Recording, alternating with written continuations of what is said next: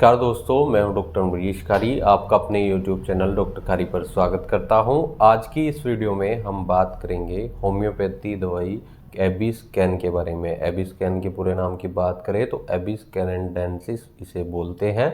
इस वीडियो में हम जानेंगे कि ये दवाई कहाँ यूज़ की जाती है, यानी किन सिम्टम्स और किन डिजीज़ में इसे हम पेशेंट को देते हैं।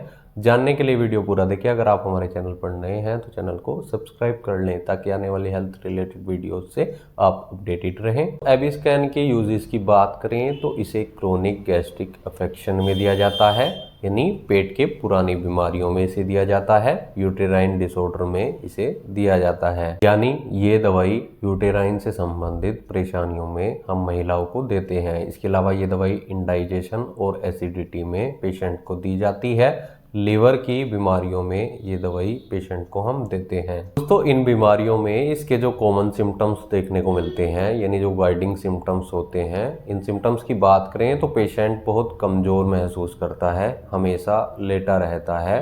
पेशेंट की लेटने की इच्छा हमेशा बनी रहती है, वो ज़्यादा देर बैठ नहीं पाता है या चल नहीं पाता है। इतनी ज़्यादा पेशेंट के अंदर कमज़ोरी होती है। इसके अलावा पेशेंट के अंदर भूख बहुत ज़्यादा होती है। बिना खाने के पेशेंट कमज़ोरी महसूस करता है। इसके अलावा पेशेंट को एपिगैस्ट्रियम में फेंट फीलिंग होती है। पेशेंट इतना खाना खाता है कि उसको खुद नहीं पता होता है कि पेशेंट ने कितना खाना खा लिया, जिसके बाद पेशेंट का पेट फूलने लगता है और ब्लोटिंग के सिम्टम्स देखने को मिलते हैं। और साथ में कई बार पेशेंट के ज़्यादा खाना खाने से पैल्पिटेशन यानी धड़कन बढ़नी शुरू हो जाती है।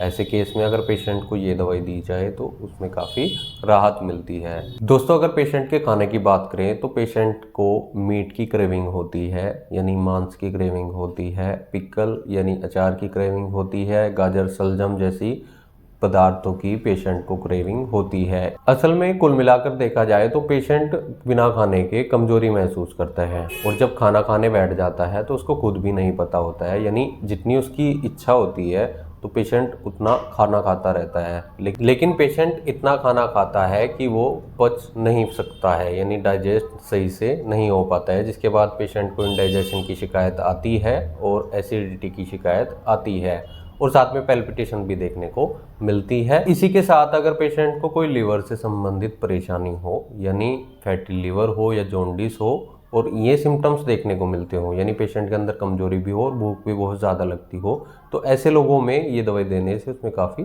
राहत मिलती है। अब इसके हम फीमेल सिम्टम्स की बात करें तो पेशेंट के यूटेराइन प्रोलैप्स में ये दवाई दी जाती है। अगर साथ में सोरनेस यानी दर्द महसूस होता हो तो ऐसी कंडीशन में अगर पेशेंट हमेशा लेटा रहता है, यानी पेशेंट को आराम पसंद हो, तो ये दवाई देने से ऐसी कंडीशन में काफ़ी राहत मिलती है। इसके अलावा ये दवाई हम फीवर में भी दे सकते हैं। बुखार में पेशेंट को आराम पसंद हो और पेशेंट को शिवरिंग जैसे सिम्टम्स देखने को मिलते हो, यानी शरीर कांपता हो, ठंड लगती हो, तो ऐसी कंडीशन में ये दवाई दी जाती है। इसके अलावा राइट शोल्डर में अगर पेशेंट को पेन हो और ये दवाई देने से उसमें काफ़ी राहत मिलती है। तो दोस्तों, एबीस्कैन के ये कुछ सिम्टम्स और कुछ रोग थे जिसमें ये दवाई यूज़ की जाती है, यानी अगर कुल मिलाकर देखा जाए तो इसे हम इंडाइजेशन की शिकायत में देते हैं, जहां पेशेंट को भूख बहुत ज़्यादा लगती हो और खाने के बाद पैल्पिटेशन जैसी शिकायत देखने को मिलती हो, ब्लोटिंग होती हो, एसिडिटी बनती हो, और लीवर से संबंधित रोग हों जैसे फैटी लीवर या जॉन्डिस, और महिलाओं में यूटेराइन के प्रोलैप्स होने पर ये दवाई दी जाती है। और ये सारी परेशानियां पेशेंट को क्रोनिक कंडीशन की हो, यानी लंबे समय से चलती आ रही हो, जो बिना दवाई के ठीक नहीं हो पाती हो। तो ऐसे केस में अगर आपको ये सिम्टम्स मिलते हैं तो एक बार अपने होम्योपैथी डॉक्टर से कंसल्ट जरूर कर लें कि क्या आप ये दवाई खा सकते हैं, क्योंकि बिना डॉक्टर की सलाह के ये दवाई नहीं खानी चाहिए। आपको कुछ साइड इफ़ेक्ट्स भी देखने को मिल सकते हैं, हो सकता है आपको कुछ और दवाइयों की ज़रूरत हो। ऐसी कंडीशन में आप अपने डॉक्टर से ज़रूर मिलें, नहीं तो दिए गए व्हाट्सएप नंबर पर हमसे संपर्क कर इलाज या सलाह ले सकते हैं। वीडियो देखने के लिए धन्यवाद। Thank you.